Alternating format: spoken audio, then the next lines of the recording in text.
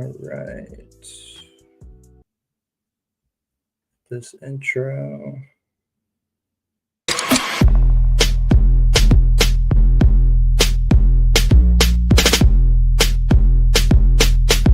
Welcome to the Love for the Game podcast. Here's your host, Reed Napper.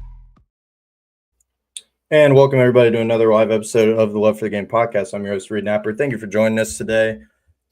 We have a special guest coming on to recap everything to do with week 3. We're going to dig into Brent Pry being fired at Virginia Tech, as well as Deshaun Foster being fired at UCLA, and breaking down the AP poll for week 4. But before we get into that, let's hear from our sponsor, Squad Blitz. Take a second to thank our sponsor for today's episode and the official sponsor of the Love for the Game podcast, Squad Blitz.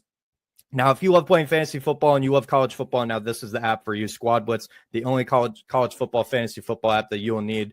It's classic fantasy football, but with the twist, you're drafting complete teams instead of individual players. So you're drafting offenses and defenses relative to their passing, rushing, receiving, and defensive stats. So say you want to take Penn State for their rushing attack with Nicholas Singleton and Katron Allen, you'll take Penn State. Say you want to take Texas for their stout defense, you could select Texas. You join up in a league with all your friends, enter the transfer portal, to make new acquisitions throughout the season. If you don't like a team and you want to switch them out, you can also make trades within the system. So, classic fantasy football, except you're only looking to, take over full teams instead of individual players. If that sounds of interest to you, download the Squad Blitz app today. fantasy football for college teams. And upon sign up, use Love for the Game under the referral tab upon sign up. And thank you to Squad Blitz for sponsoring this episode of Love for the Game. All right. Without further ado, we're going to bring on our special guest. You can follow him on Twitter, I believe at Headgear CFB. Let me pull it up. I'm not gonna butcher this, and I also feel really bad that I don't know this. You know what? We're gonna bring up Headgear Insights. We're gonna bring him up. Thank you for joining us today, buddy. How we doing? Doing great. You were basically spot on. It is Headgear CFB on Twitter, on TikTok, trying to grow onto YouTube, but I'm just excited to be on with you and recap. It's funny how in the Squad Blitz ad read, you started to hype up Texas, and then you went with Texas defense, which is probably a better pick than trying to pick up Texas for their passing game. That's the only thing I would pick with Texas right now. Yeah, that's the only thing I would pick with Texas. Yeah. So thank you for joining us today. As we said, we're going to break down everything with week 3, a couple key matchups that happened on Saturday, as well as a few upsets. But from my point of view, they weren't really upsets. But we'll get right into that. So our first matchup, we're going to break down. Number 6 Georgia goes into Neyland and beats the Tennessee Volunteers in overtime, 44-41. Winning bets for this game were Tennessee plus 3.5 or 4.5, wherever you got it, and the over 50.5. So Tennessee came out of the guns firing in this game. Jumped out to a 21-7 lead in the first quarter. And Georgia, in classic Georgia fashion under Kirby Smart, came back, made it a close game, took the lead at one point. Tennessee had a chance at the very end of regulation to kick a game-winning field goal, and dude was seeing ghosts. He had no idea what was going on. Put it wide right. Game goes to overtime. Tennessee kicks a field goal first, and then Georgia, I think if I remember correctly, it was on the first play of their possession. They scored a touchdown. So Georgia gets a huge win. I'll let you say your thoughts here first. But this was an instant classic in my eyes. So far, the best game of the year. And what stands out to me the most is it's very reminiscent of the Georgia-Alabama game last year, except this time Georgia actually finishes. They allow the opponent to get up a couple scores in their home stadium, but you can never ride out Kirby Smart and the Georgia Bulldogs. Game's not over until the clock hits double zeros. And we learned that this weekend, and we learned that whether it's a make or a miss field goals are not enough to win Georgia. When it was overtime and the Tennessee kicker was able to somewhat redeem himself, I knew that was never going to be enough. So, but I think I almost feel like we learned more about Tennessee in the loss than we did Georgia with getting the win. Yeah, I agree there totally. Especially because I had some questions about Aguilar coming in this game. This was the best opponent he had seen to this point. All respect to Syracuse and East Tennessee State. But they're head and shoulders below Georgia. And I had some questions coming in this game about because he had been known in the past to be turnover prone. So I was curious, how he was going to go up against this Georgia defense, if he was going to revert back to those tendencies in the past. And although he did throw 2 interceptions in this game, I don't think they really played that big of enough factor to, decide the outcome of this game.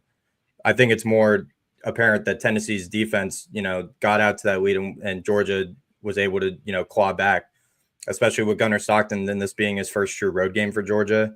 He had played Texas and Notre Dame, but both of those were neutral sites in the playoff last year. So I think it was very interesting, and it shows the character of that Georgia team from the top down, from Kirby, through everyone in that team, especially falling behind early like that.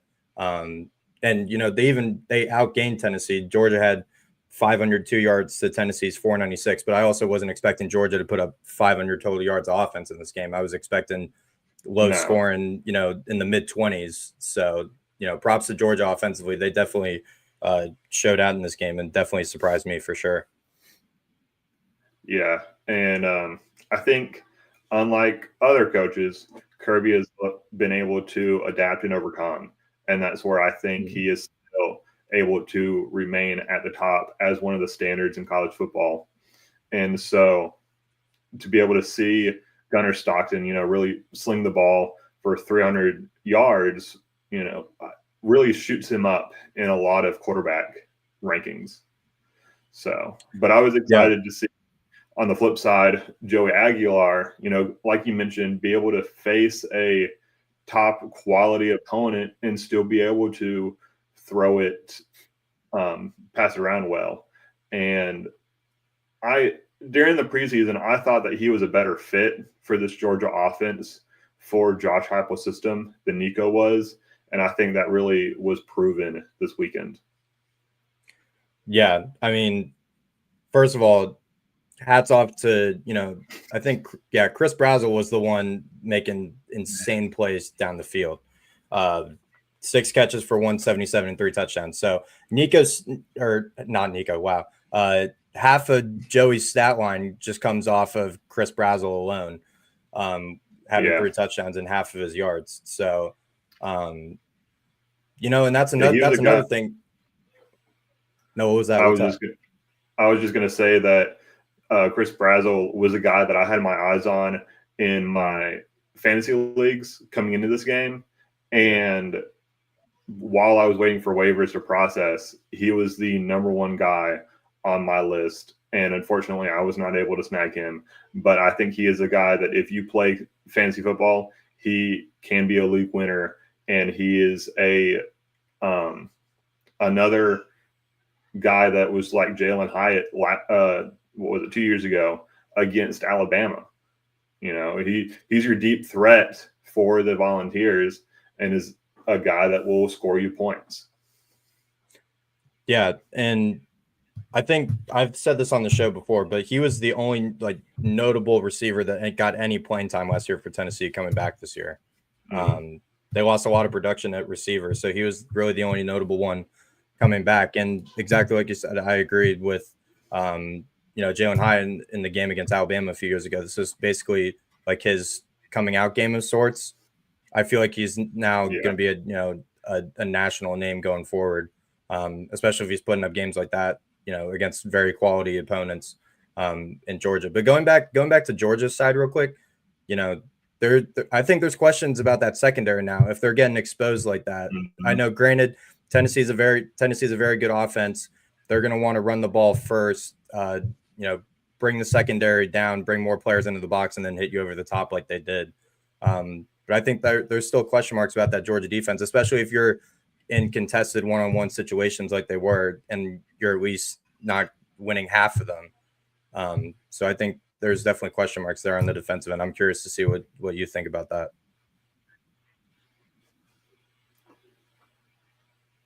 Yeah, does Georgia have a type of defense that can win them another national championship, or we get them back to the Final Four?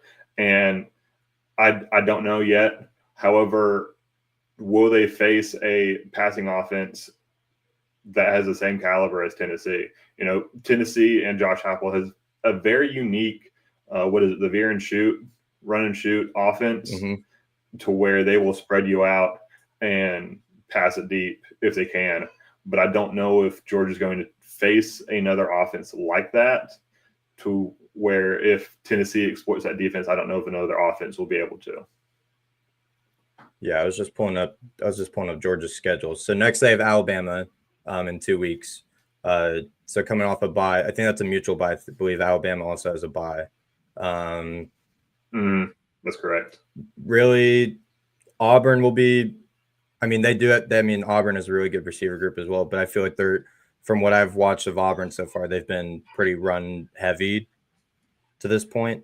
So, Ole Miss. Yeah, I'm really interested to see what Auburn can do against Oklahoma, and then what Ole Miss will be able to do. Yeah, that will definitely be a key to how they play against Georgia for sure.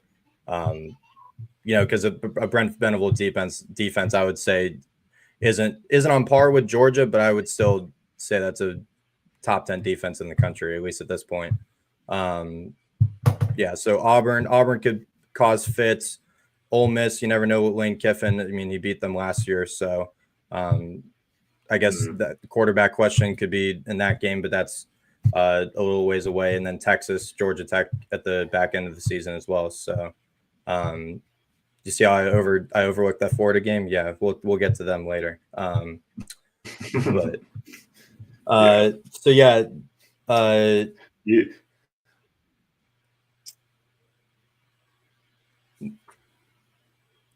Before we officially, I know we're going to talk about the Florida LSU game later. But speaking of that, on the Georgia schedule is, I think a lot of people are burning their DJ Lagway Heisman tickets, and I think you can go ahead and do that.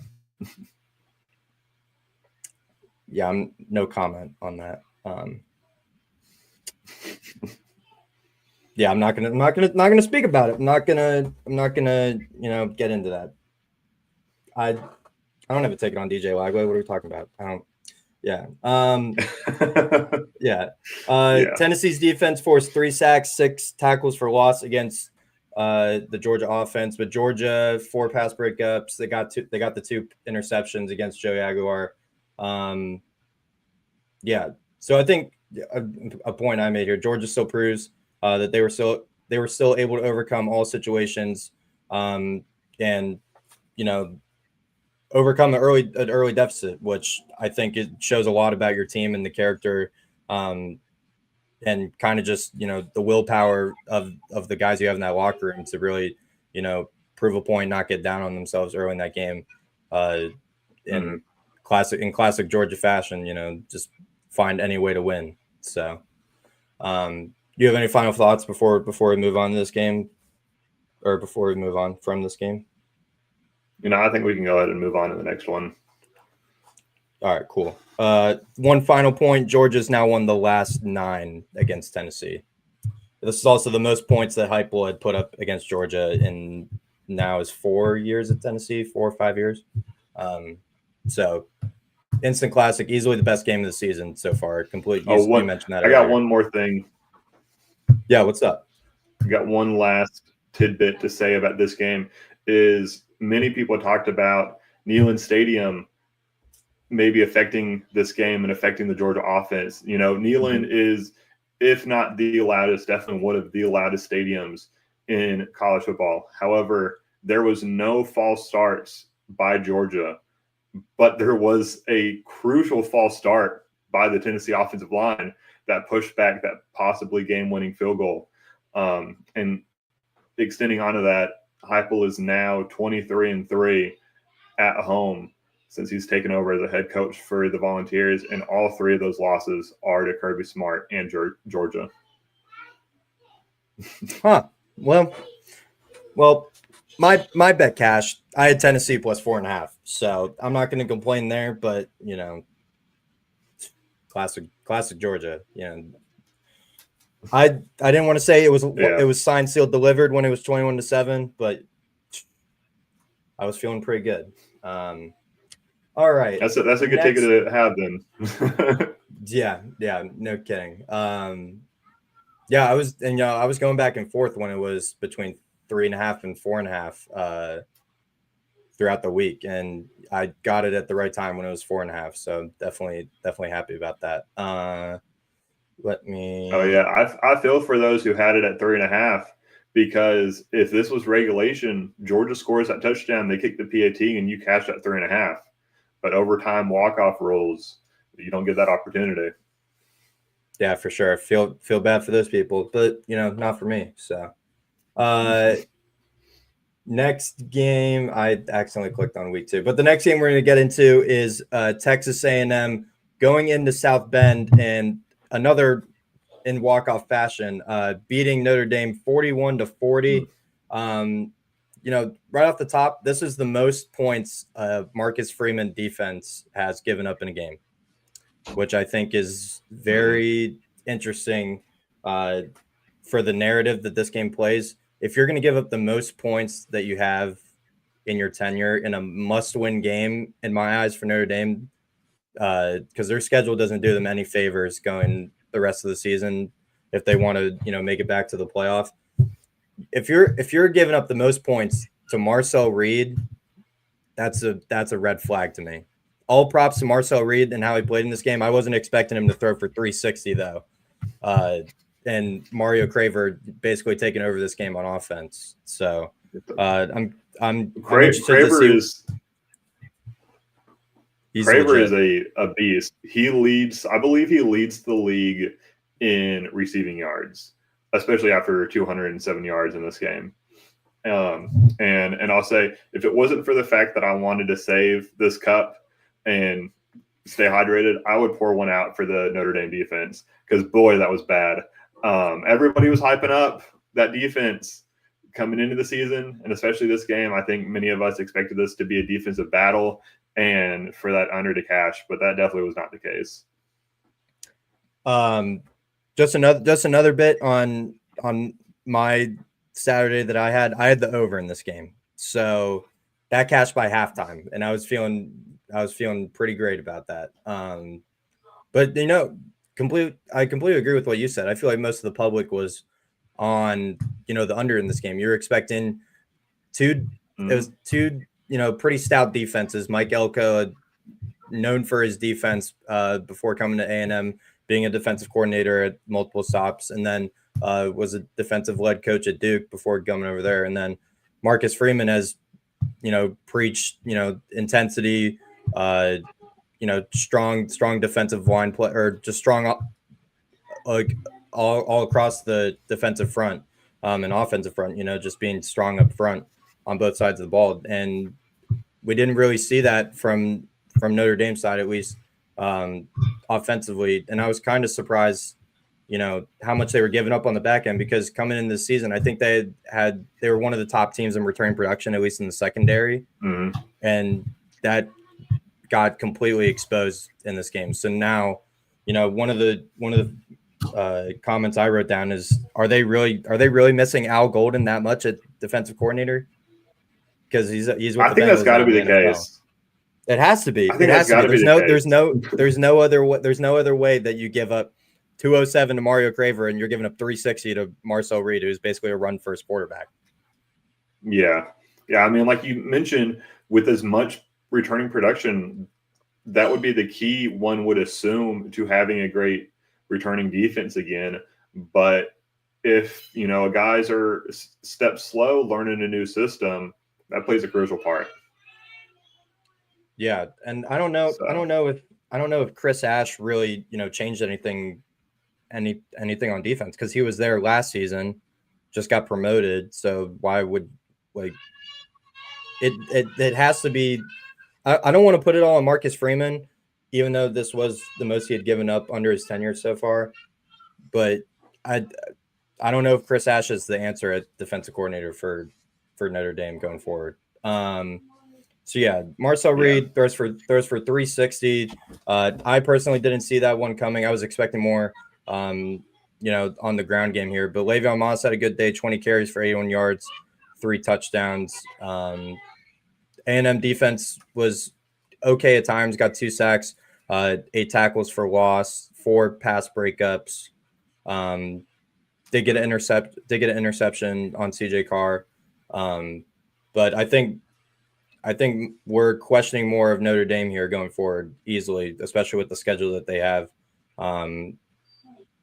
But I'm curious to see your thoughts, like what other than the defense, because that's the biggest question mark for Notre Dame. Is there really anything that you saw with this offense going forward? Because I feel like CJ Carr definitely is the better quarterback going forward here over Minchie. I don't see them switching that up going forward. Before I touch on the Notre Dame offense, I do want to give my flowers to Marcel Reed. I think in this game, he definitely shot himself forward, and even if it's just conversationally in a lot of people's Heisman ranks, I viewed him as a top SEC quarterback coming into the season. So other than just the surprise by the Notre Dame's poor performance on defense, I'm not too surprised that Marcel Reed was able to show that he's the guy. So yeah, I agree. He's a dude. I agree with that. No, for completely 100%. I wasn't I would expect him to have some impact with his arm, but not to the tune of 360 against Notre Dame.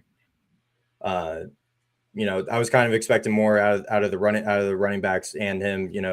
If we're say they're doing like more read options or they're motioning Concepcion across the formation and then we're running like a QB power behind it or something, something like that. Yeah, that misdirection, win by committee approach, where he didn't have to shoulder the whole game yet. Somehow he just basically pulled off the shirt, showed the Superman cape, and won himself, especially that last touchdown. Yeah, for sure. That was an insane throw too. Tight end, all respect to who was it? Nate Borkircher. His only catch of the game. Respected. Absolutely, yeah. And I believe the commentators were talking about how he was not the intended receiver on that play, and he is a blocking tight end. Yet, guys making plays, winning games. Yeah, now he's going to go down as an A&M legend. Walk off at Notre Dame Stadium. But moving over to Notre Dame,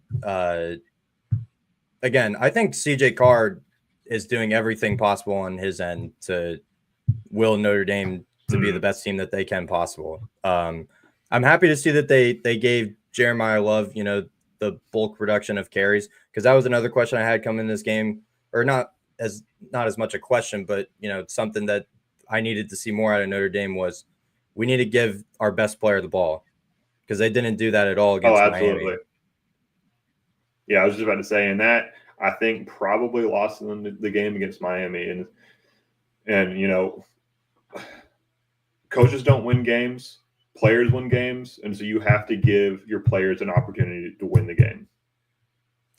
Yeah, for sure. And all respect to Jadarian Price, I think this running back duo is still one of the top duos in the country. But I would very much prefer we hand the ball off to number 4, who is a outside Heisman candidate going into the season, and was essentially Notre Dame's whole offense last season at some points. But another question I had was who was going to step up in the receiver group for Notre Dame. No, true standouts. I mean, they had a couple guys at the top here like Raridan, Malachi Fields, even Love, got some production out of the backfield. But I still think, as a whole entire group, this is still one of Notre Dame's strengths, surprisingly, going forward, because that was I think their tight end. Sorry to cut you off, but no, you're good. You're good. I believe yes. Yeah, he's their tight end. I was just intrigued to see that he led them in receiving yards in this game. So yeah, I heard several people talk about him as a great tight end, and so it is obviously evident with him leading the team in receiving yards. Yeah, I guess this Notre Dame team is just Michigan now. They only throw to tight ends. So yeah, I mean, that was another thing I pointed out in the preview last week coming into this game is who was really going to step up at receiver for Notre Dame. I mean, Malachi Fields had a solid day, but I think this is still a receiver group that could still prove a little bit. I was high. I liked the additions that they made in the transfer portal with Malachi Fields and Will Pauling coming in there, and especially adding to Greathouse and Faison. I think they had a very underrated receiver group coming into the season, and I still think there's a lot left on the table that this receiver group could make. But again, CJ Carr, and you could just look at his stat line, even if you didn't watch the game. He's doing everything possible and on his end, other than the rushing yards, but that doesn't really play a factor. He's doing everything on his end to really, try to get Notre Dame to be successful, in my opinion.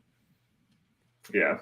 Yeah, one thing that kind of stands out, and I would have to go back and see what we were talking about their wide receiver room during the preseason, but I know that they had a quarterback competition. So if you're splitting reps between quarterbacks, it makes it that much harder for your quarterback and wide receivers to gel together to where you're 2 games the season and they could still be trying to figure out their chemistry. And so we could be looking in week 4 or 5 and they're just starting to hit their stride together. But when your tests are the first 3 weeks of the season, your first 2 games, then it's tough. Yeah. And as I was saying before, Notre Dame's season doesn't do them any favors. They're, at least at this moment, one, I'm surprised they're still ranked, but we'll talk about that later when we get into the AP poll. Yeah. But their schedule going forward is kind of soft, at least at this point. They go to Arkansas in a few. Yeah. Mm-hmm.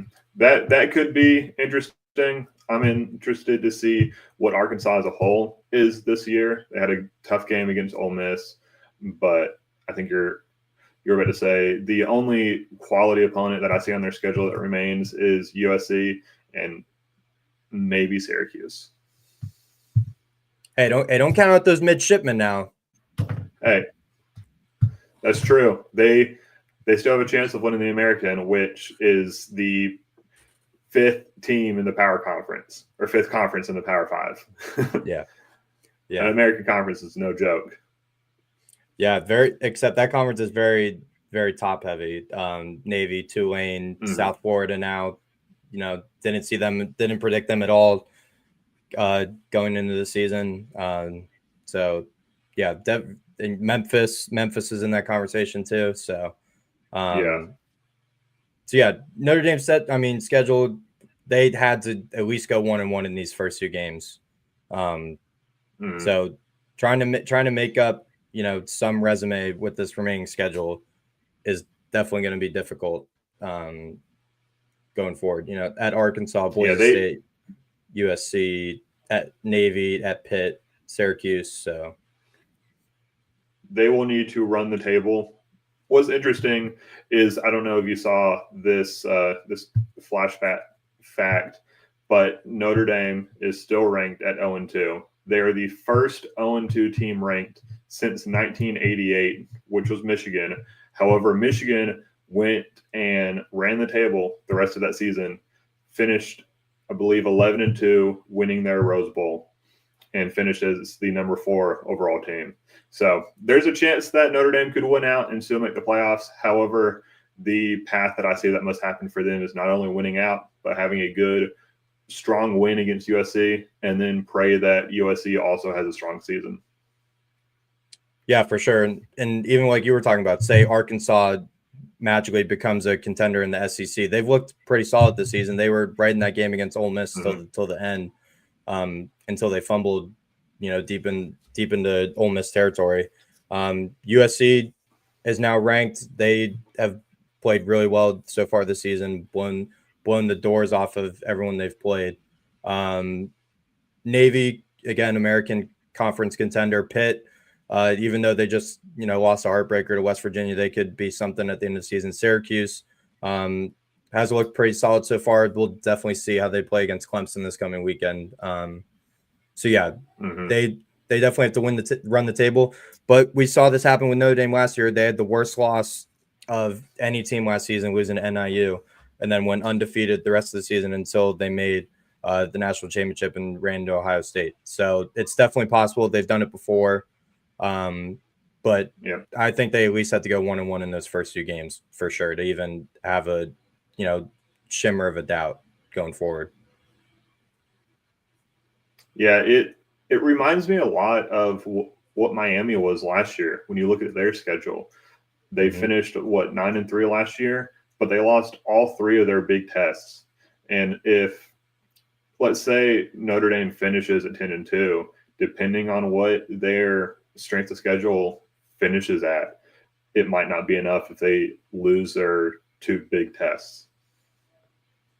Yeah, I completely agree with that. Just touching real quick on A&M going forward. Now ranked inside the top 10. Obviously, they have Auburn in 2 weeks now, so they're going into a bye week. Got Auburn at home in 2 weeks. So let me just pull this up. So their schedule going forward, just off quick glance, this looks kind of light, at least for an SEC schedule. Obviously, got to test against Auburn in 2 weeks, but then Mississippi State, Florida has fallen off the rails. Arkansas could be something. Also, can't overlook Mississippi State. They've played well so far. I think their next true test after Auburn, at LSU on the 25th, which I assume would be a night game at this point. Probably, but who really is LSU? I don't know. I'm not convinced. I'm not convinced by LSU's offense, despite how mad Brian Kelly got at that reporter. But looking at A&M's schedule overall, it's pretty manageable and could set themselves up nicely in the SEC standings when they only have four currently ranked teams on their schedule, as opposed to teams like Alabama, who I believe all of their remaining FBS opponents for their conference games are ranked. So that's where you see a difference in the scheduling parity. Yeah, for sure. And at least from what I've seen in the SEC so far, it's definitely still anyone's race. That there's no real, one or two teams at the very top, clear favorites, and then just a random bunch of teams. Any of the teams in the SEC right now are still alive to do anything, which I think is really fascinating. We could be saying in a few weeks, if A&M loses to Auburn, like Auburn is automatically back at the top of the SEC race, or vice versa. So it definitely could go either way going forward. But again, huge win for A&M on the road, going to Notre Dame, walking it off with the last second touchdown against the Fighting Irish. And just like you were mentioning, I'm going to pull it up on the screen here, but we're going to get into should we do a moment of silence? I feel we should do a moment of silence for this next game. We're gonna give a moment of silence for the Florida Gators, because I think they deserve it and everything that's going on with that program. So moment of silence for Billy Napier and the Gators.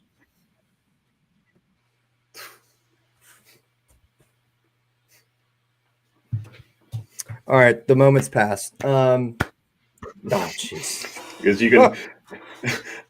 I'm reminded of Alabama after the 2009 SEC championship when they celebrated and they wrapped up the Gator.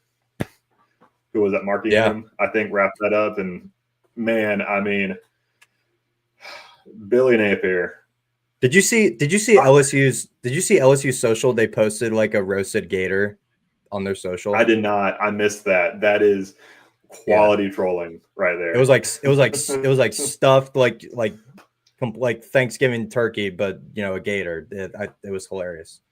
So yeah, was it burnt like Lincoln Riley's brisket? It looked pretty dark. I'm not gonna lie. It looked kind of burnt. I never had gator, so I don't know. I don't know how it's supposed to be properly cooked or how it tastes or anything, unless you've had it before. So I've not. It's at the top of my bucket list for foods that I want to try. Yeah, for sure. It's not a delicacy that I have enjoyed, and this offense is not a delicacy that many fans have gotten to enjoy.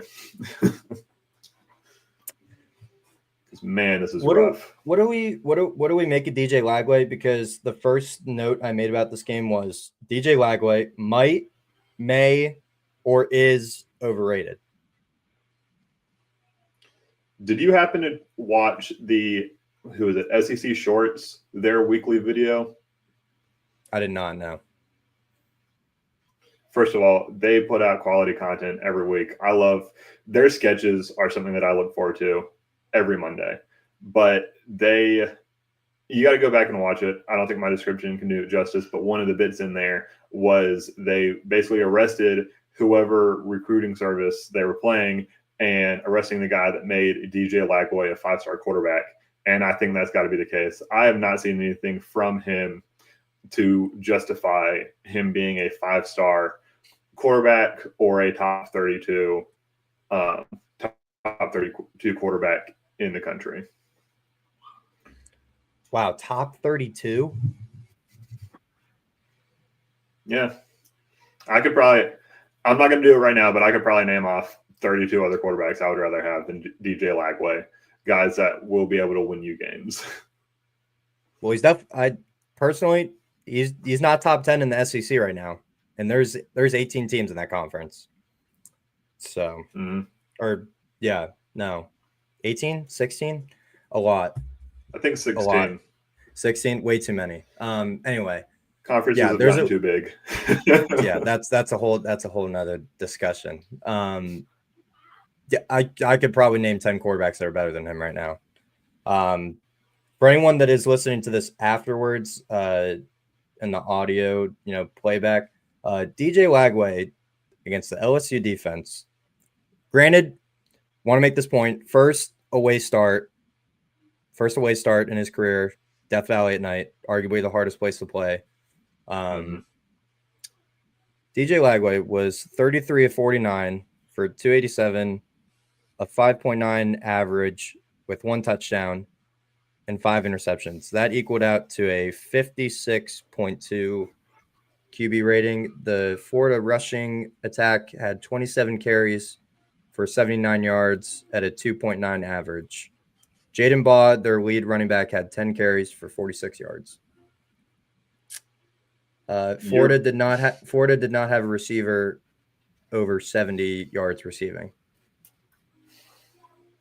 One of the biggest things that stands out right there is I understand, like I said previously, players win games. You want to put the ball in your playmakers' hands to win you the game. But I think Florida, when you have 49 pass attempts compared to only 18 rush attempts by anybody not Lagway, you are forcing him to carry the load of the entire team in a tough situation. Yeah, exactly like you said. You want the ball in your best player's hands. I don't know if DJ Lagway is their best player right now. That's a fair assessment. I don't think he's their best player right now. If I asked you before the season, going or after the LSU game, that DJ Lagway would have more interceptions than touchdowns, I would say you're lying. I would have said that there's no way he would have more interceptions than touchdowns after 3 games into the season. That is surprising. Five of the 6 came in 1 game. He has 6 interceptions, but only thrown a pick in 2 games. Who knows? He could finish with 10 interceptions for the season. Hey, and that'd be something. Maybe he throws 35 touchdowns to 4 interceptions the rest of the season. He's right back in the Heisman conversation. He throws for over 3,000 yards the rest of the way. Is this another Jameis Winston 30 for 30? Dude, shit. At this rate, it might be. It very well might be. It might be at this rate. Florida is no longer ranked, as they shouldn't be. However, I don't think they ever should have been ranked to begin with. We were ranking Florida within the top 25 in the preseason based off of hopes and dreams. Okay, I had not seen enough from Florida finishing last year and looking at their team this year and what Billy Napier can do to justify a team to be ranked and finish in the top 25. Because I don't think that's happened for Florida since maybe 2020. Yeah, I really thought the last 4 games last year they went on that run to end the season.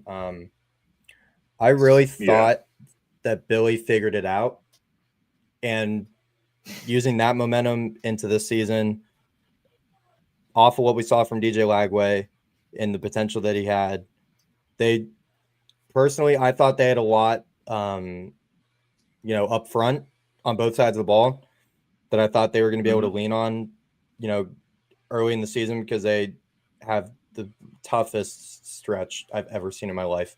I thought they're going to be able to lean on that, and that's why I ranked them in the preseason. And now I feel like a buffoon for even considering that.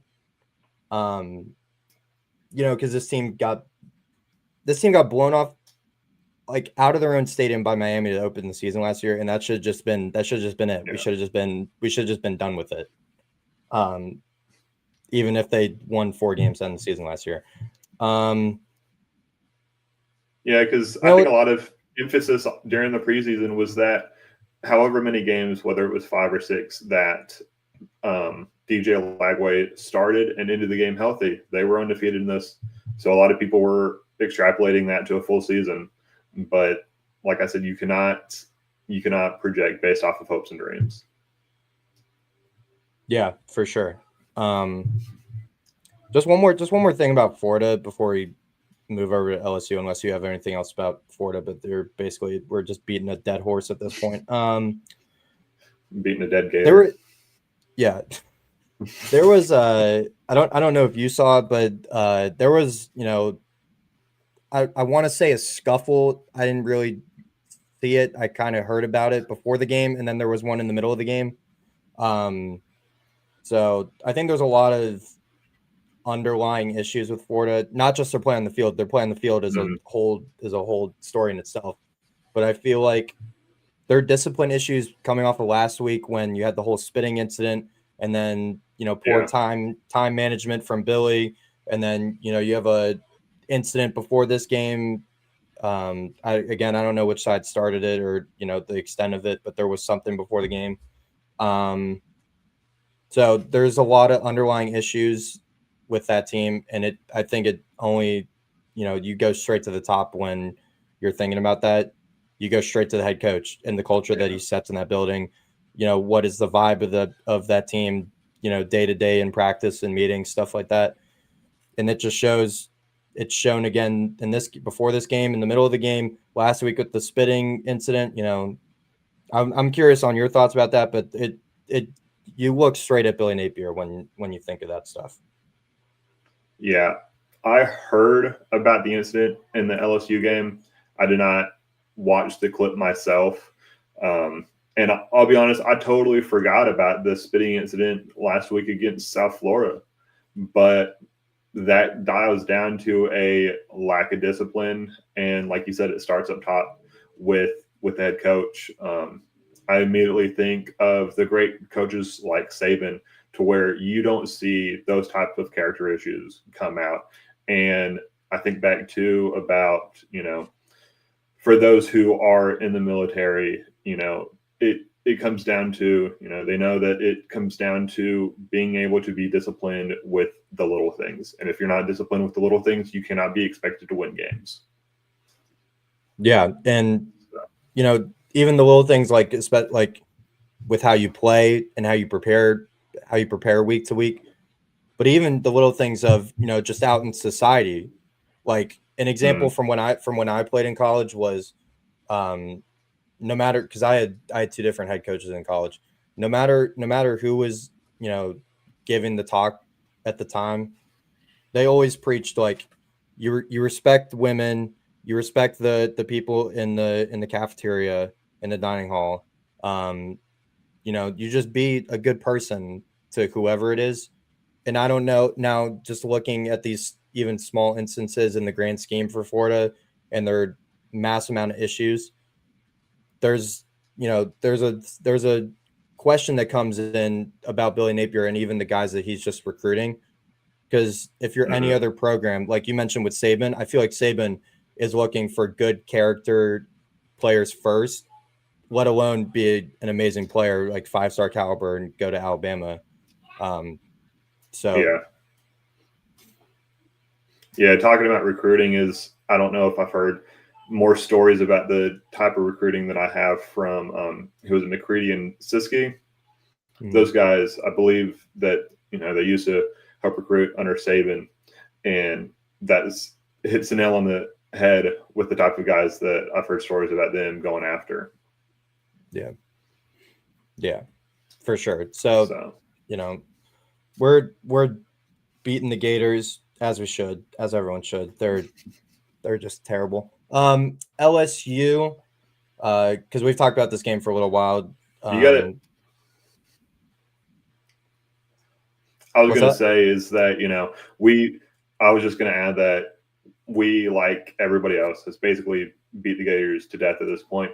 But at some point, when is enough going to be enough? When are these guys going to be able to look in the mirror and, take accountability and be like, how are we going to turn this around? What do we have to do to fix it? Because you can't dwell on the past. You have to be able to turn around and be able to focus on the next game and the next practice and be prepared. So that's all I'm going to end on with them. Yeah, best of luck, Billy. You're on a sinking ship. You're on the Titanic right now. Are you gonna be able to survive the hypothermia in the water, or are you gonna find land somehow, some way with this team?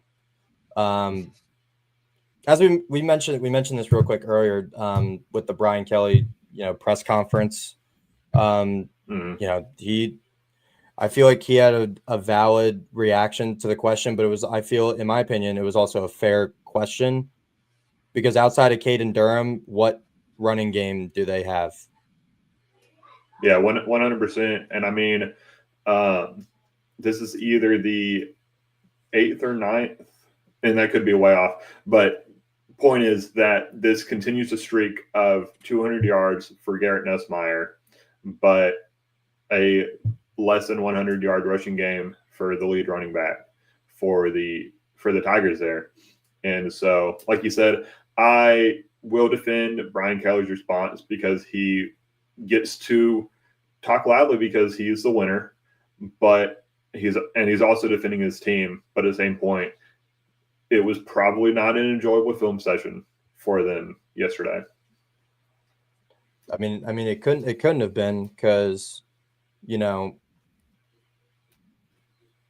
again, those running backs are just sitting there like, why am I in this meeting right now?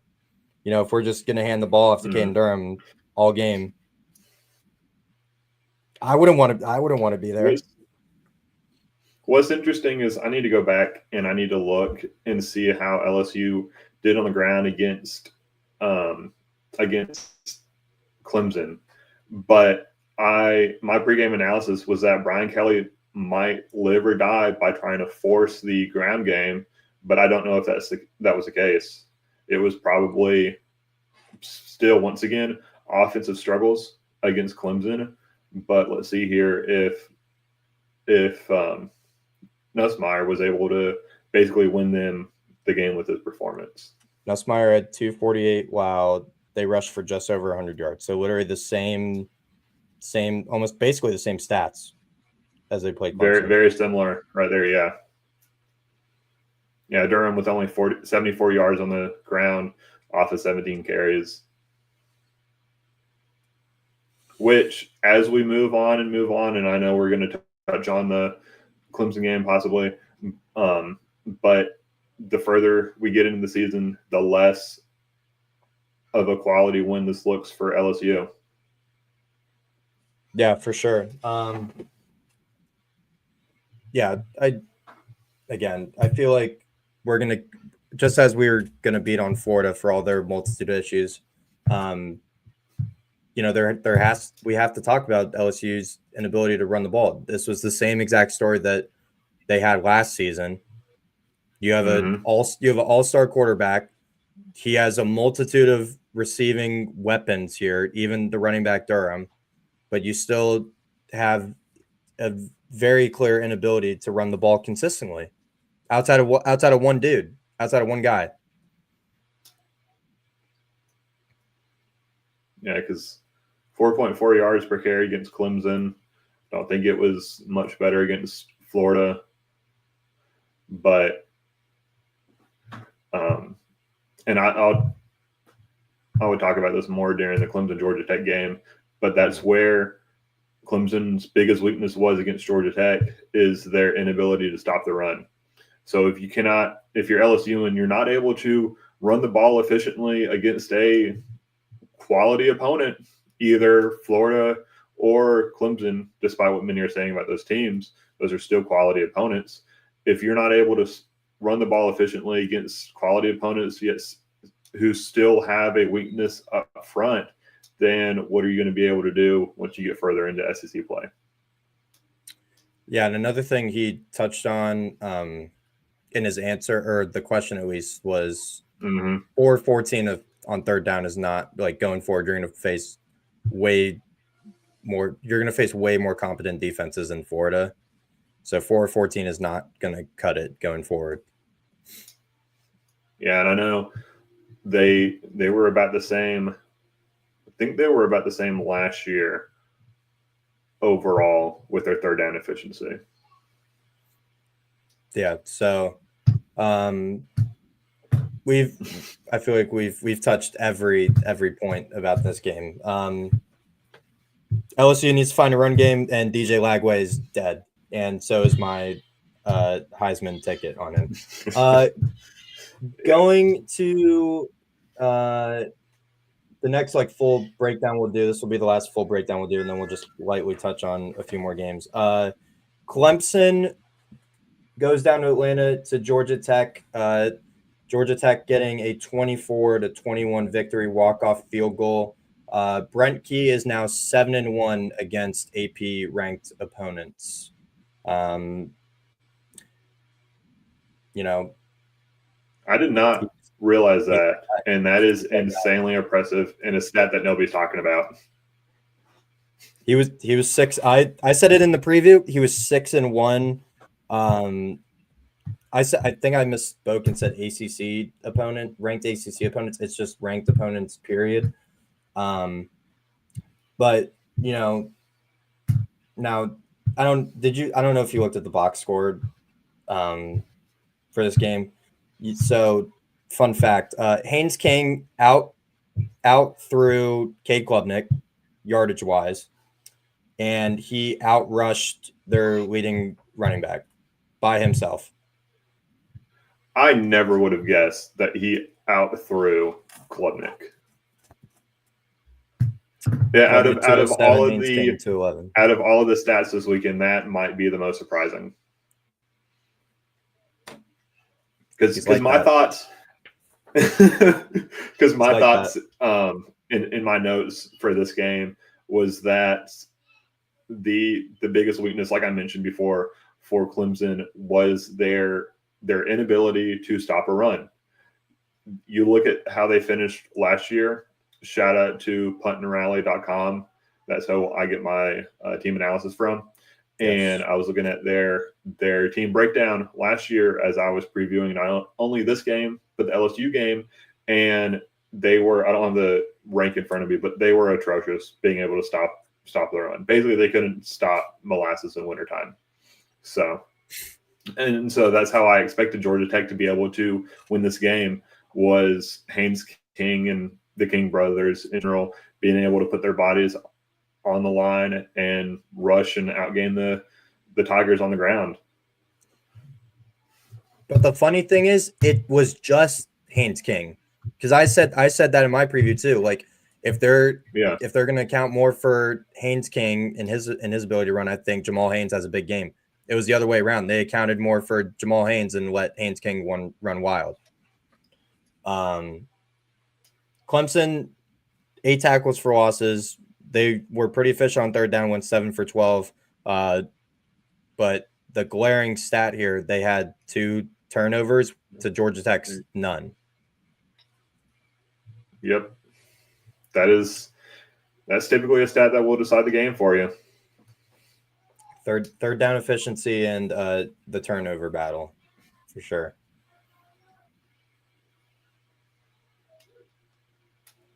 Actually, I think I misspoke previously when I talked about the LSU offense's conversion on third downs last year. I believe it was more that the LSU defense was giving up third down conversion rates compared to the Clemson offense was not able to convert on third downs when I was doing that game preview. So I wanted to correct myself on that because once again, like you touched on, Clemson wasn't able to convert on third downs. Yeah, for sure. And I've touched on this a couple times before. Now this was Adam Randall's best game, converted wide receiver at running back. I'm done with this. I'm done with this experiment. Dabo. I'm over. Like, I don't know who else is in that running back room for Clemson off the top of my head, but we got to give other players some chances here. So I'll defend Clemson, and I know William Cockrell will be able to speak better on this than I can. But my preseason preview for them was that out of their, I'll say top 3 running backs coming into the season, Davidson, I think, is a true freshman, and then the other 2 guys got hurt during the preseason offseason. So their running back room was very barren coming into this year, and that was one of my glaring weaknesses for this team, along with trying to improve the defense and specifically their rushing defense. So you can only, even the best chefs can only cook so well if the cupboard's barren. Yeah, I mean those were the two those were the 2 things, that really stuck out to me, when I previewed Clemson preseason too. I put them number 1 in the preseason just solely off their returning production though, because they had the most returning production in the country. Yeah. They added a really good defensive coordinator in Tom Allen, which I thought was going to be, a big factor in improving being able to stop the run, and it clearly hasn't. Once again, I'm being proved that preseason rankings don't mean anything. It's just it's just something for us to talk about. Yeah. I mean, you're not the only one there. I had Clemson. I didn't publish official rankings, but I had unofficially I had Clemson at least within my top 4. So and they were one of my 2 legitimate title contenders this year because of their returning production. But it's hard for us to expect them to make leaps and bounds over one off season if the guys in the room is not truly who they need. Yeah, for sure. I have nothing else on this game other than I just wanted to pose one question to you and get your thoughts on it. How much pressure is on Dabo now going forward, do you think? Because I don't think he gets fired. I think he's done too much to that program and that university to get fired. But I think he's definitely going to feel some pressure going the rest of the season for sure. What's their remaining schedule? I know they don't have Miami. Yeah, they don't have Miami. I just wanted to look at their schedule. Yeah, you're all good. So they have Syracuse this week at home. I know they have. I knew they had Louisville on the back end. Florida State, Louisville back to back now looks crazy, and Louisville on a short week. That looks crazy now. So Syracuse this week, bye week. UNC at Boston College back to back. SMU, Duke, Florida State, 3 straight home games. Or SMU bye week, Duke, Florida State, Louisville, Furman, and then South Carolina. So that's a tough stretch. Thankfully for them, they don't go up against Miami. Mm-hmm. That Florida State game is at home, so that could be a difference maker for them. Like Notre Dame, their playoff chances are slim but not existent. I think Clemson still controls their path, and they could once again, like they did last year, backdoor themselves into the CFP with a conference win. And if Dabo were to win the ACC again in almost similar fashion like they did last year, that the burden is definitely lessened, And like you said, they're not going to fire him. He's done too much. He's had too long of a success at Clemson and is one of a few coaches, maybe more than a few, but there are only a certain number of coaches in the history of college football who have won multiple national championships, and Dabo Swinney is one of them. So yeah. I think he's definitely going to feel some pressure going forward the rest of the season, especially that 4-game stretch. SMU, Duke, Florida State, and Louisville. That's a huge stretch in their season of how, if they stay at ACC contender or, fall short, because Florida State came out of nowhere from the preseason. Georgia Tech, I had him in the ACC championship game preseason. I actually had this matchup in a rematch in the ACC championship game. That looks stupid now. But Miami is definitely, you could be spot on. I definitely think Miami's the I don't want to say the clear favorite, but they're definitely the favorite in the ACC now based on how Clemson's, played so far. Also, not a fan of them. Might have been the purple jerseys. I'm not a fan of them. How are you wearing your colored uniforms as the away team? How did Georgia Tech allow that? If I were Clemson, I would have just worn the home jerseys. I would have just worn your home oranges on the road. But does Georgia Tech normally wear white at home? Am I oblivious to that? Yes. No. Yeah, they wear white at home, and then their away jersey. They have a navy jersey and a gold jersey. I don't know what their primary away jersey is though, but they do wear white at home. I know that mainly from college football 26. Mainly from college football 26 because I had a dynasty with Georgia Tech. Anyway, we got a couple more games we're just going to quickly gloss over. We're not going to dive as deep into them. We got 75 people watching live right now. Appreciate everyone, tuning in live. We're just over an hour into the show. Go make sure to follow Headgear at Headgear CFB on Twitter. He's a great follow. Gives great insight, and there's definitely some eye-opening posts that he gives about the world of college football. So go make sure give him a follow. And if you're watching on Twitter, make sure to retweet the stream.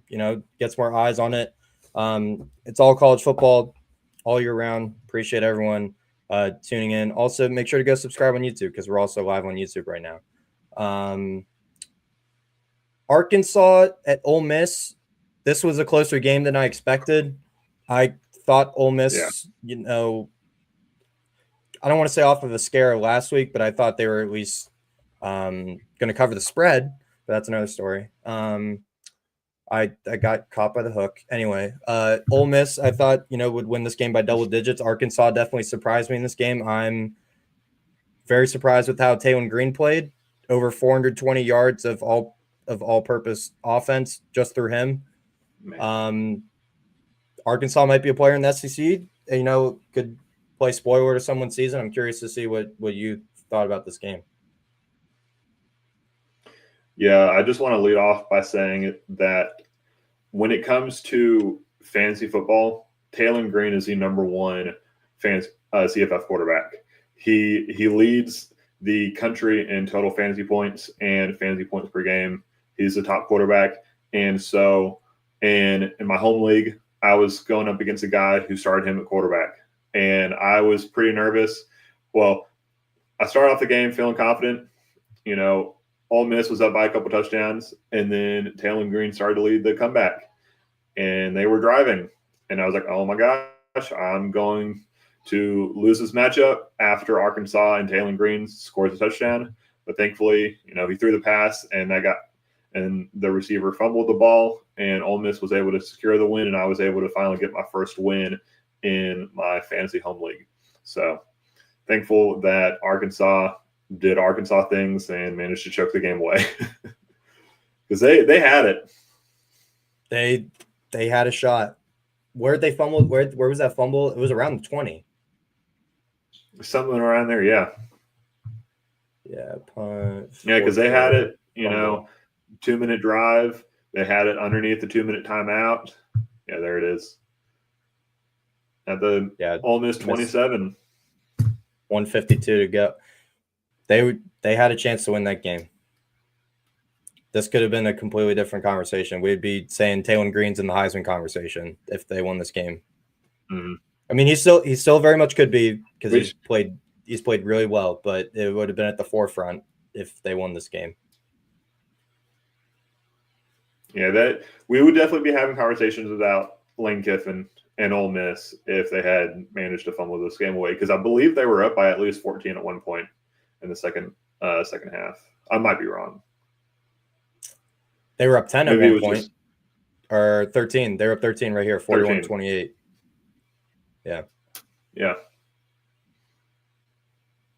Damn. So yeah, so I still have my doubts about Lane Kiffin and Ole Miss, especially after what they were able to do in fumbling their high likelihood of going to the CFP last year. But Trinidad Chambliss, I mean, that guy was playing D2 football last year. He is a Ferris baller. State. Shout out Ferris State University. Yes. That is a program right there. Yeah. They're a good D2 school. But what was that? Over 400 total yards for him in this game. Handful of touchdowns there. So I don't know what's going on with Austin Simmons. I know he was taped up and hurt pregame and couldn't play this game really. So I'm interested to see what the future looks like for who's going to be the lead quarterback for them moving forward. But if there wasn't already, there certainly is a quarterback controversy. Yeah, completely agree with that. That was actually one of the notes I put on this game is Ole Miss could be all right with either quarterback. Trinidad Chambliss? I don't know, but if you're throwing for 350, you got my attention.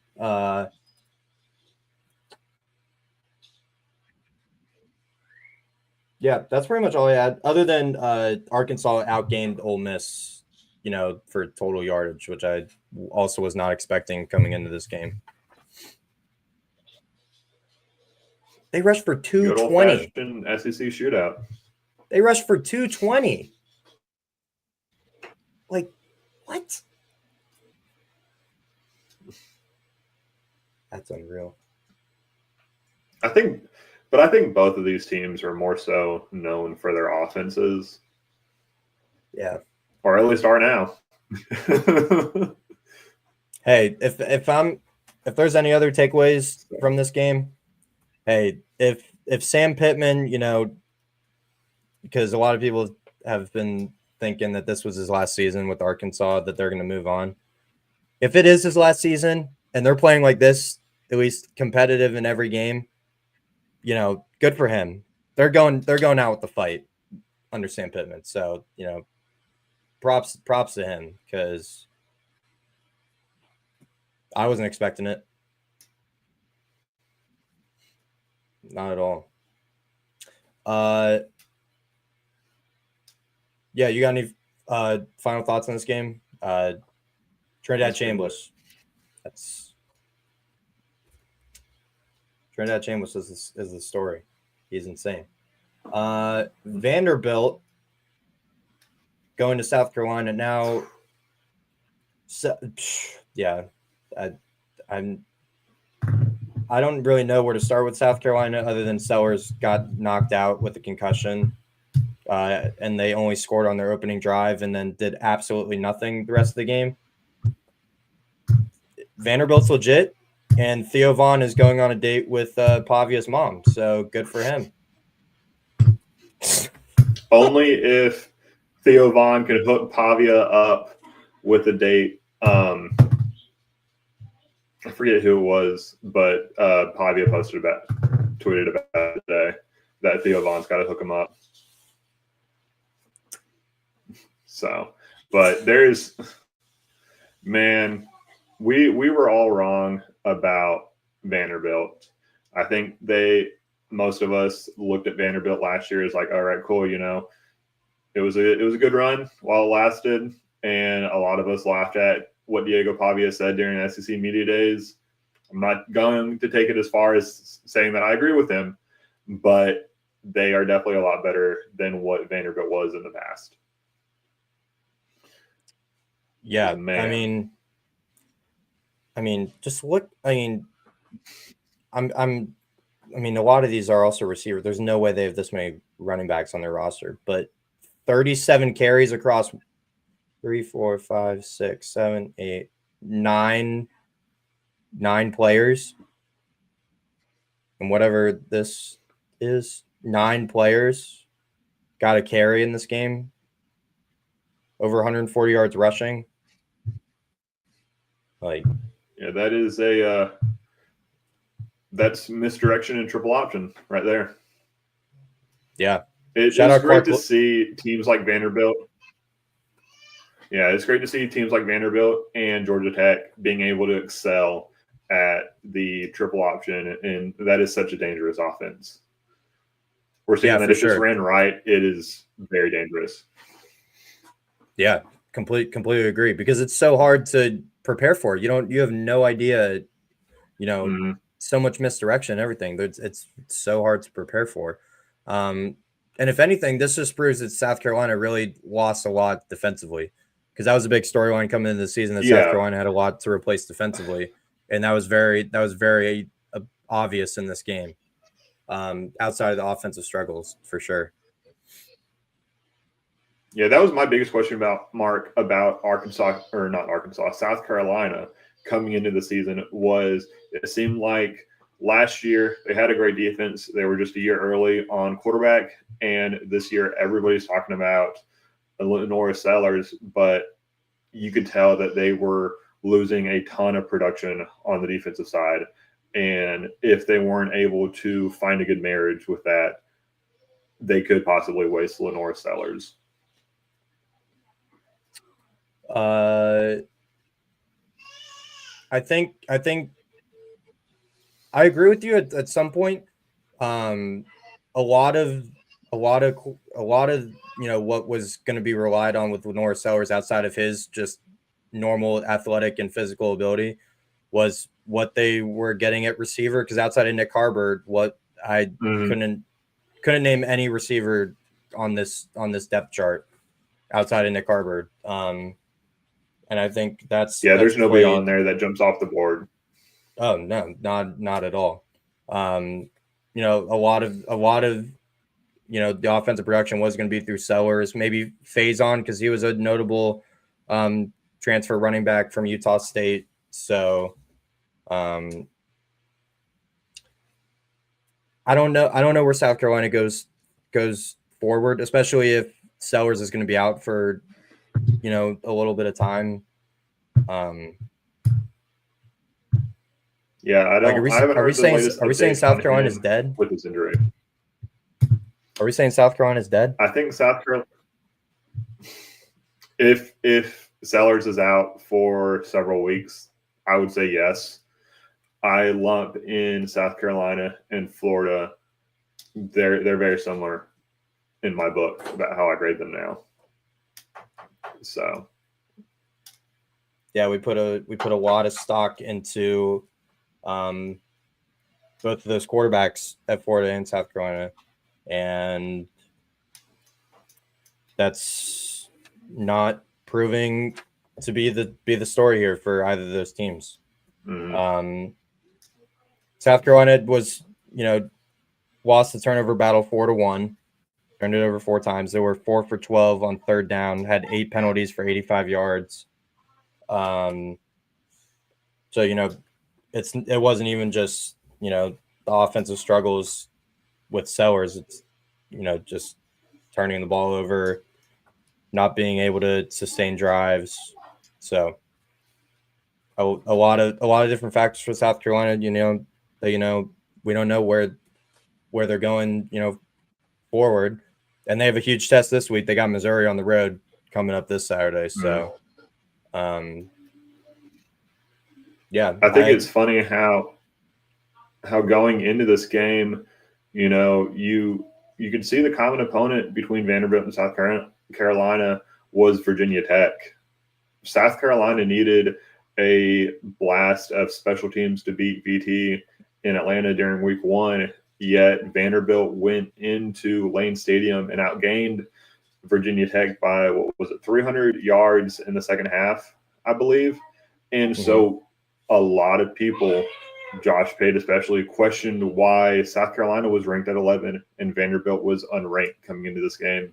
And so I was really intrigued to see, are the power ratings going to be right as to defend South Carolina's top 25 ranking and Vanderbilt's absence, or were we going to get proven right by what we saw on the field? So, yeah, completely agree. Shout out to Clark Lee. He's completely flipped around this Vanderbilt program, and now they're arguably must watch every week now because with at least with Pavia at quarterback, they got a shot in every game now. Honestly, you can't overlook Vanderbilt how you would in the past years for sure. I went ahead and looked at Vanderbilt's upcoming schedule.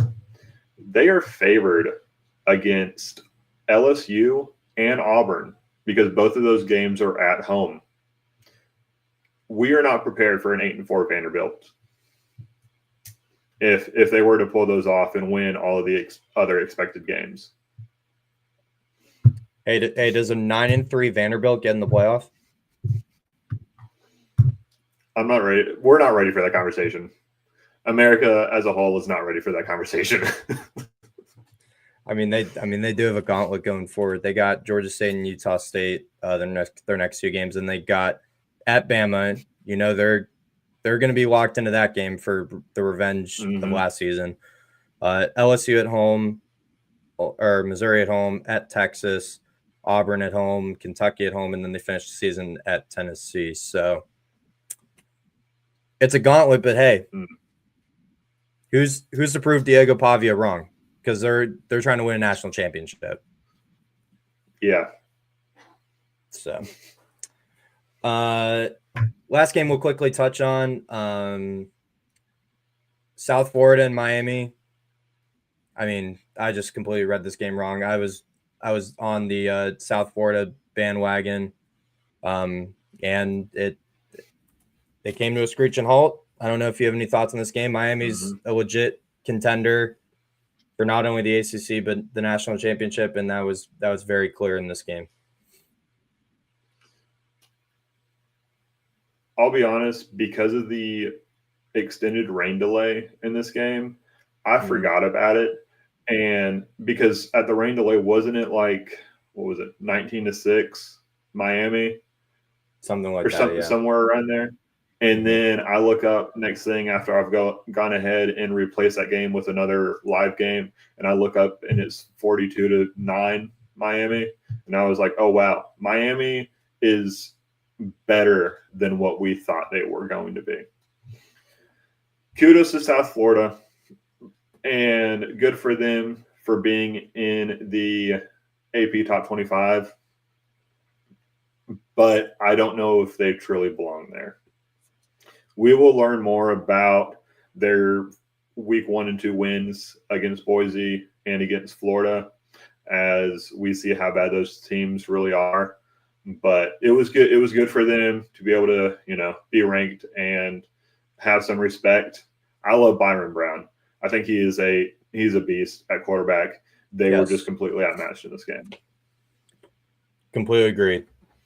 I love Byron Brown. I said this last week when I was recapping their game against Florida that he just has the play style of, someone you would want to rally around and even, sacrifice your body and do whatever it takes to win, just based on the competitive, nature of how he plays the game.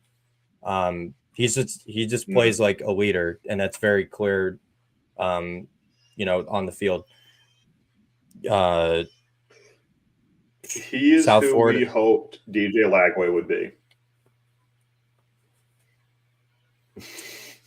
I'll go ahead and say it. Hey, someone has to say it. I'm glad it's you and not me. South Florida had 27 carries for 40 yards in this game. So, as we expected, that was a big talking point about Miami coming into the season, is how they were really, really big up front on both sides of the ball. And that played clear in this game. The rushing edge 205 to 40 in favor of Miami. So, also shout out Carson Beck. I've said this before, but he's proven me wrong in all types of ways, because I completely overlooked him coming into the season. I didn't think he was going to do much of anything coming over from Georgia. So he's arguably a top 5 quarterback in college football right now. I doubted him coming into this year just because there was a lot of unknown around him, while also knowing that he wasn't completely at fault for Georgia's not failures but faults last year. That wasn't entirely on him when they lead the country in drops.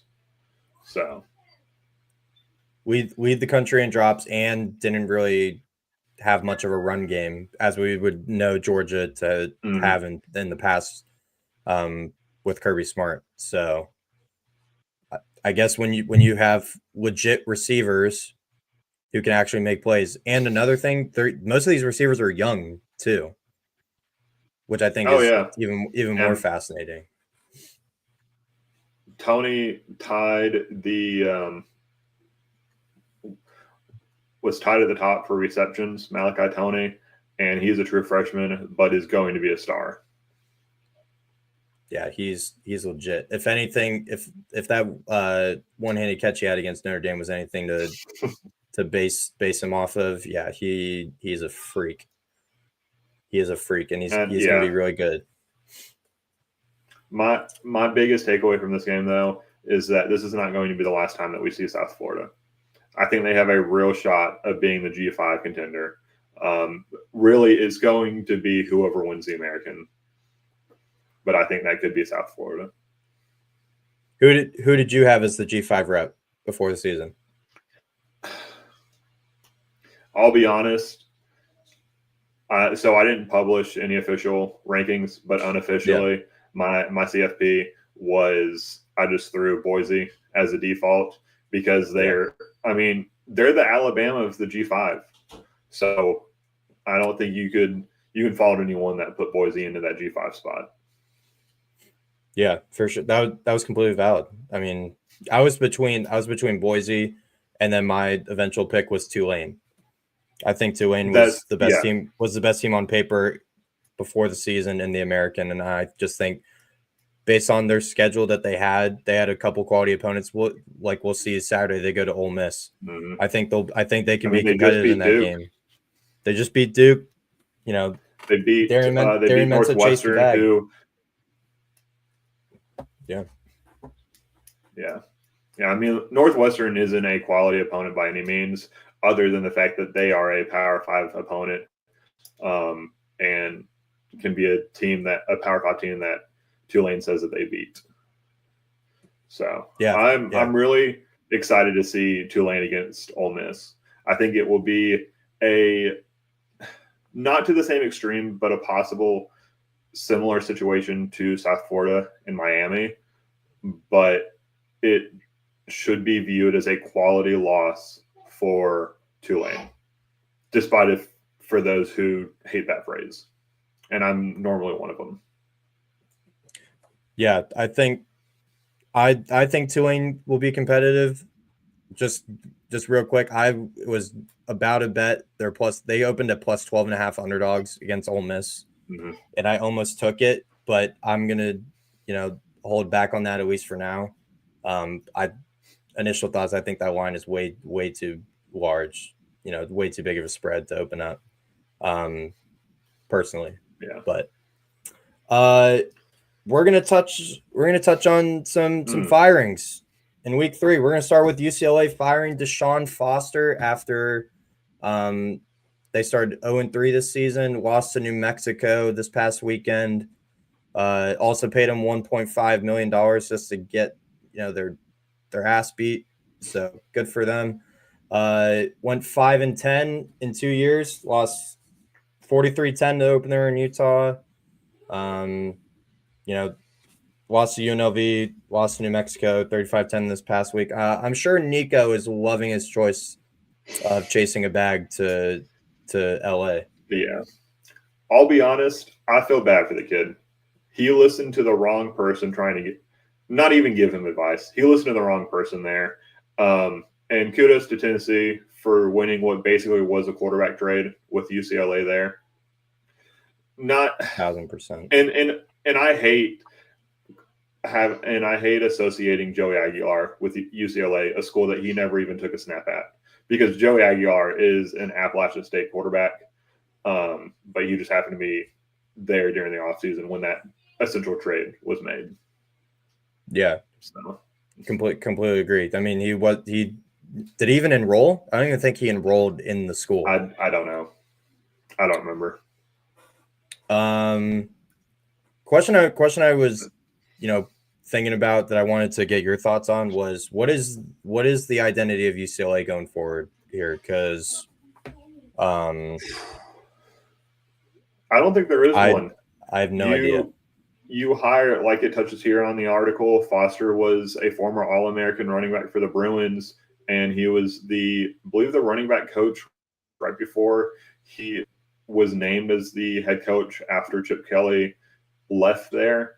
But they, in my honest assessment, they hired a guy who wasn't fit for the job.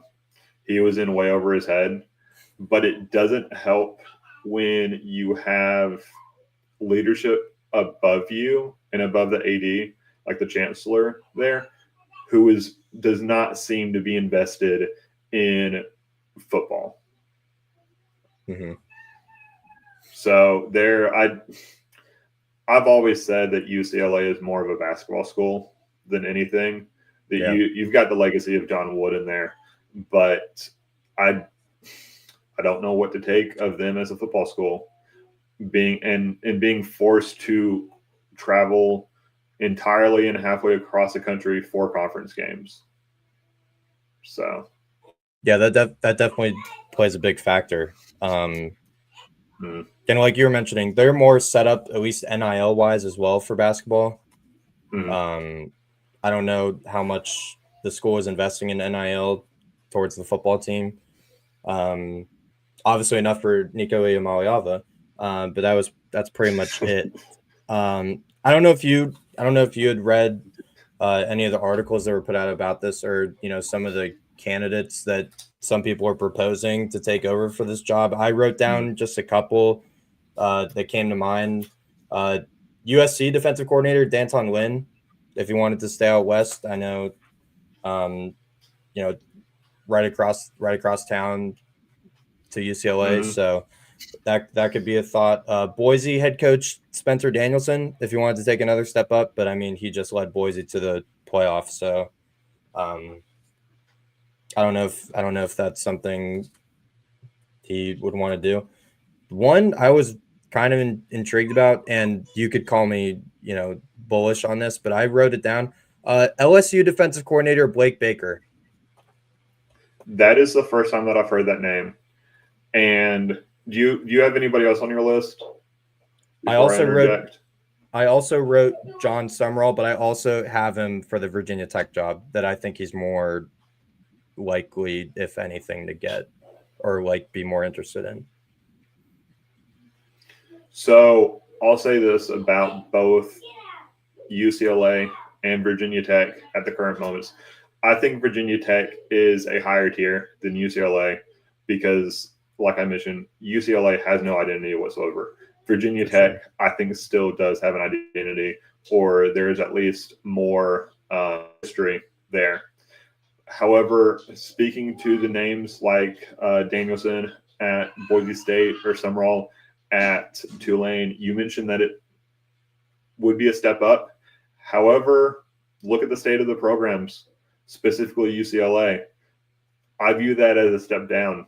Now that the G5 has a seat at the table for the CFP, what you can build at Boise or at Tulane can possibly or could possibly project you to a power conference, and you're building better at those schools than taking a new job and having to start all over. Because I believe, too, isn't Boise going to join the Pac-2, going to be the Pac-10, whatever it's going to be? Basically the Mountain West on steroids. So whether it's Danielson at Boise, Sumrall at Tulane, or I forget now off the top of my head, some of the other G5 coaches, them leaving there, I view that as a step down. And so I would be highly surprised for them to make that move to either UCLA or Virginia Tech. Yeah, I agree. I think it was just, I was just spitballing names, honestly. You're not the first person that I've heard throw those names around. So, yeah, and I agree with your point of Virginia Tech, easily being a more, worthwhile position to take than UCLA, especially at this point. At least Virginia Tech invests in their football program and wants to see their football program, get back to the heights of where, they were with Michael Vick and Tyrod Taylor when they were there, which is actually one of the names that I proposed for the Virginia Tech job, because he is now coaching with Norfolk State. It would be a massive jump to go from Norfolk State to Virginia Tech, your alma mater. But I think you get the name recognition with that. He knows he knows a winning culture and mentality from when he was there. So I think that would be something he'd be able to implement. And he was successful at the highest level as well in the NFL. So I feel like he would also be able to bring back, former players and coaches that he was with. So I think that's definitely a possibility in my eyes. I wrote down Alex Golish, but he seems to be a very hot name right now, especially based off the early success from South Florida this season. I think it's unlikely, but I threw it out there. I threw out Summerall as well for this job. And obviously a clear one everyone's going to throw out with this job, and the former great head coach of Virginia Tech and Frank Beamer, his son Shane Beamer from South Carolina. I don't know, but it has to be thrown out there with the name recognition for sure. Yeah, I heard that circulated earlier today with Beamer, but once again, of all places, that would be a significant step down for him. Golish is definitely a hot name, and I think out of the three schools with Boise State, Tulane, and South Florida, I am high on South Florida, but I think out of the three of those, that is the lowest rated school. I think that he has the opportunity to take a step up. Yeah, for sure. Just lastly, UCLA owes Deshaun Foster $7 million because he signed a 5-year contract and they fired him in the middle of the second season. Brent Pry is owed $6 million by Virginia Tech, and as of today, a 30-day transfer window open for both those schools. So, yes, hypothetically, they could not even have enough players to field a team going forward the rest of the season.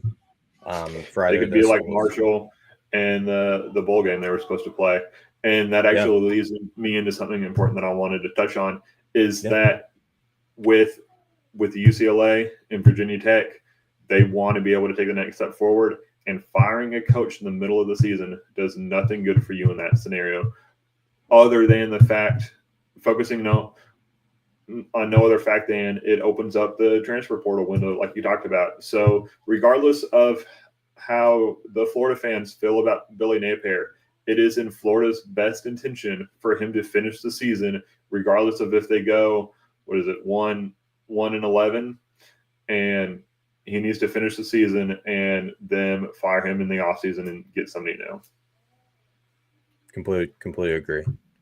So yeah, week 3, and we're already talking about coaches getting fired.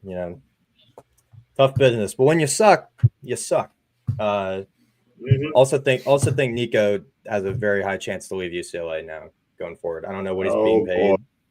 I don't know what he's being paid, but I could see him. I could see him. Yeah. I could see him jump ship now. Yeah, because he could because he's doesn't have a red shirt, right? So he could preserve a red shirt because he hasn't played 4 games or 4 or less games, and he could jump ship and go somewhere else because of that coach's transfer portal rule. And I thought coming into the season that last year Purdue was atrocious. They still might be relatively bad, but they're not going to be as bad as UCLA. Is that a prediction? Oh yeah. UCLA will. I'll go ahead and make the prediction now. UCLA will finish as the worst Power 5 team. We can circle back to that. I like it. I had Stanford as the worst Power 4 team before the season. So I believe, according to at least Bill Connolly's SP Plus, Stanford is the worst Power 4 team, but I think they'll make some improvements during the season. Andrew Luck, even though he's only the GM, will help them in the right direction, and I think they'll finish above UCLA. That's fair. So. I respect it. We are going to end the show briefly touching on the AP poll, just giving some brief thoughts about it. I thought Georgia would be ranked higher than 5. That's the first thing I saw. And also, how does Florida State jump 3 spots when they didn't play, and they're still above Oklahoma? I don't know. Just a thought. I don't know if we got kids listening, but I'm going to try and make this a family-friendly show with the amount of things that I would want to say about that. Because Florida State, so they jumped 3 spots this week, and they jumped, I believe, 7 spots last week after playing an FCS opponent and doing what they should have done, and by smoking them. I'm not impressed by you moving up 10 spots by playing no FBS teams in 2 weeks. I am not opposed to Georgia being within the top 5. They control their destiny. And what would we be saying about them if that Tennessee kicker had made the field goal and Tennessee had won? Looking at the game as a whole, I don't hate that move. And I'll go ahead and lead by saying that I also don't hate Notre Dame being in the top 25. Many people want to hate on the AP voters, especially after what happened last week. But when you look at power ratings and Bill Connolly's SP Plus specifically, again, he has Notre Dame as the number 22 team. And so I think there is plenty to defend their top 25 ranking. And so to summarize that, we basically have to find a good marriage between combining power ratings with teams that have open up tough games, and while also rewarding wins and losses. And we're nowhere near that. Yeah, completely agree. I think there also has to be another factor of just simply, and there's a bunch of people, especially in the college football space, that talk about this. You need people that genuinely watch the games to some extent, because another thing I've thought about, and personally I view them lower at this point in time. And I'm a Penn State fan, and I'm going to say this: they should not be the number 2 team in the country right now. They have not shown anything, nor have they played the competition to warrant their number 2 ranking. LSU should be above them. Miami should be above them. Georgia should be above them. I would put Oregon above them simply because Oregon beat another Power 4 team 69-3. What are we doing? Yeah, and I think we are still early enough in the season to where you have those preseason expectations baked into the ratings. And I don't know if they will ever leave, even if it's week 14, but it's still early enough to where you have that baked into the season, into the rankings themselves. Yeah, that's a good point. There's another team I was going to. No, who are you going to touch on? I can't remember who it is now. We can come back to that though. you don't want to talk about Michigan? I mean, if we're going to, I can. I think they are. I have my own thoughts about them, but I think they are where they should be. I think they're a little high. I think they were probably a little too high. I think they were a little too high coming into the season, along with Alabama. That's where you have the expectations coming into the season. And then it was that reality check against Oklahoma for Michigan. But that game went as what should be expected for a team that is still trying to figure out their identity. And I've harped on teams to where I'm not impressed with their performance against lesser opponents. And that's exactly what happened with Michigan this past week with Central Michigan. Now, when you have, they're going to play against Nebraska this coming week in what some are calling the best rivalry trophy in college football. You got the Bussin' Bowl, thanks to Taylor Lewan and Will Compton. But that is, in all seriousness, that is a hinge game for both of those teams.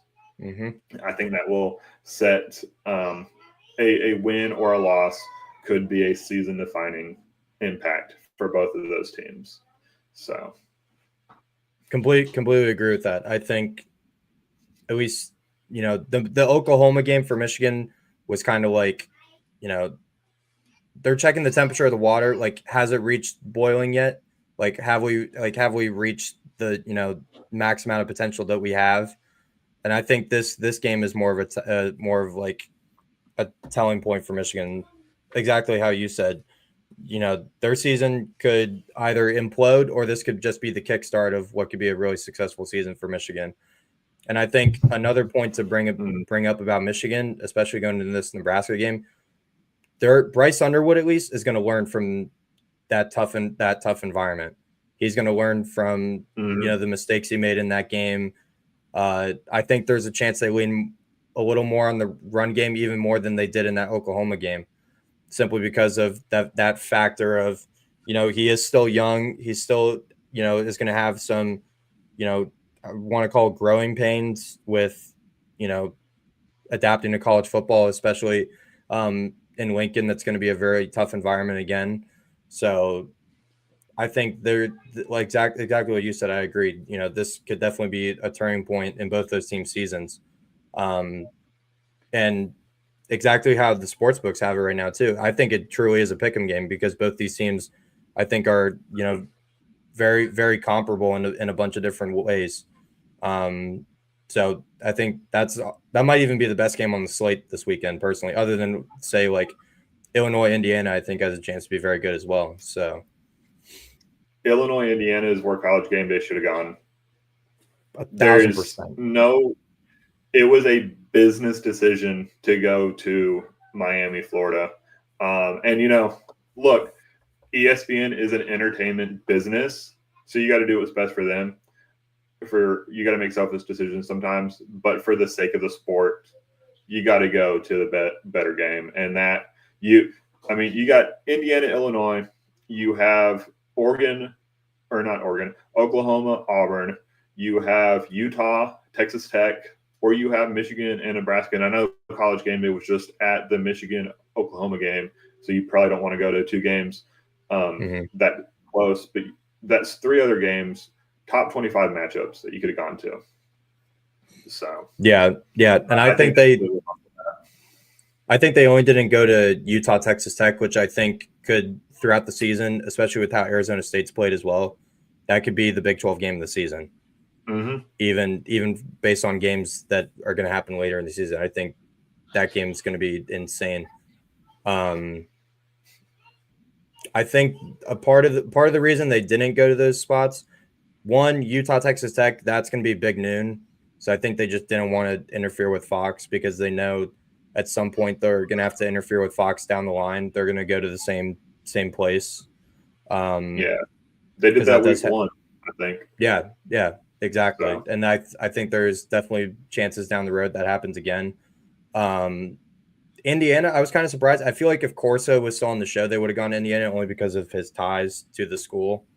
Yeah, but I think I agree with you. That was the clear game to go to this week for game. Like I view when I mentioned hinge games for Michigan, Nebraska, this is a hinge game for both Illinois and Indiana. It's not. I don't think it's the biggest game for either one, but when I'm looking at hinge games, I'm looking at this game will either set you up or knock you down. A win here for whichever team will give them the momentum and confidence that they need to be able to continue the success and continue their momentum when they face tougher competition. So. Yeah, completely agree. Also love that Georgia Tech and Vanderbilt finally are getting the recognition that they deserve. I personally have ranked Georgia Tech this whole season. I've had them ranked since before in preseason. I had them ranked. I think they should have been within the top 25 this whole time. So I'm glad they finally get the recognition. And it only took Vanderbilt to be a ranked team to finally get ranked, even though, again, like we touched on before, the same opponent comparison between them and South Carolina against Virginia Tech, they absolutely murdered Virginia Tech compared to South Carolina did. So they also deserve to be ranked. Both of those teams deserve to be ranked. Yeah, for sure. Just two more quick points I thought about. I like how they didn't move Tennessee because that was a very competitive, close game. Arguably might be the game of the season. So I'm glad that the consensus vote didn't move Tennessee at all. And like how you touched on before, I'm glad that they kept Notre Dame ranked because two of those losses were both one possession losses. One of them was on the last play of the game. I think going forward, Notre Dame will still be ranked unless they slip up again on that schedule that we talked about. But I think it's very respectable to keep them ranked because those two games are arguably better than half of the teams above them's scheduled to date outside of USF when they were ranked. They had played 3 ranked teams at the time. Tennessee's played a top 5 team. Miami's did play a top 10 team. I'm glancing at the schedule. Florida State at the time beat a top 10 team. Let me put it this way. Looking at Oregon's schedule, off the top of my head, I know they have Penn State, and Illinois. Let's put a comparative third. Well, I'll just leave it at those two. They play Penn State and Illinois on their schedule. And they could go 0-2 against them, but they space out those games. If they started the season with both of those games, do we view them in the same light as we do Notre Dame? Like Notre Dame's only knock is because they started off their season, their first 2 games, against what are now top 10 teams, instead of spacing them out like most teams happen to have on their schedule. Mm-hmm. Yeah, so that's my takeaway with that. No, I agree. And I don't know if that's really something to blame them for or say that they did go 1-1 like, I was projecting them to. I had them losing to Miami the first game, but then, beating A&M at home. I think it's definitely, again, if we're going to take anything out of this AP poll, that's positive, I'm glad to see that Notre Dame was still ranked for sure. Because they've had big controversy, but I agree with it. Yeah, completely agree. You have any more final thoughts on the AP poll before we wrap up the show?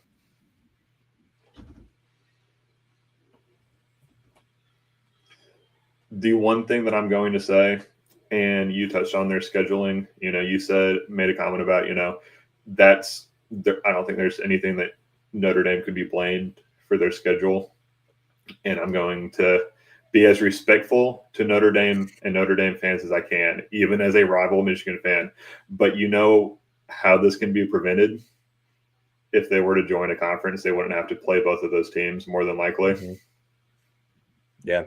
So I'll just end it on that. Yeah, but they never will join a conference. Never, ever. No. And I started to tease, I give them all the respect. There are only a handful of teams that are able to do that. And Notre Dame is one of them. And I have matured my opinion about that. And so I am starting to give Notre Dame more respect for them remaining independent. For sure. Completely agree with that. So as we close out the show, you have any final thoughts on week 3 or going forward here? And where can we find you on all the social media? Yeah, so I think my biggest takeaway from week 3 is that the more football we get to watch and get to enjoy, and the more teams play, the more we will be able to figure out the proper rankings. And that's probably a good thing why the CFP doesn't start ranking until about week 7, I believe. So they have actual good quality data points to rank these teams by. So I guess to say all that to say, like, I'm excited for more football and more things to talk about with each team. So excited to continue the conversation, not just here, but on Twitter is my main social media. Hope everybody will check that out at Headgear CFB. So yeah, everyone watching live right now, we got 83 people watching live right now. Make sure to go follow them at Headgear CFB. I appreciate you coming on, taking the time out of your evening to join me. Remember to follow myself on TikTok, Instagram, at X at LFTGpod01. Listen to us on Spotify and Apple Podcasts. The link is down in the description below, or in my bio if you're watching on Twitter. And shout out to our sponsors, Outlier and Squad Blitz, for sponsoring this episode of Love for the Game. Appreciate everyone joining us tonight. Thank you, Headgear, for joining us again this evening. And we will see you guys later this week for the preview show for week 4. Thank you for joining us. Have a good rest of your week, and God bless.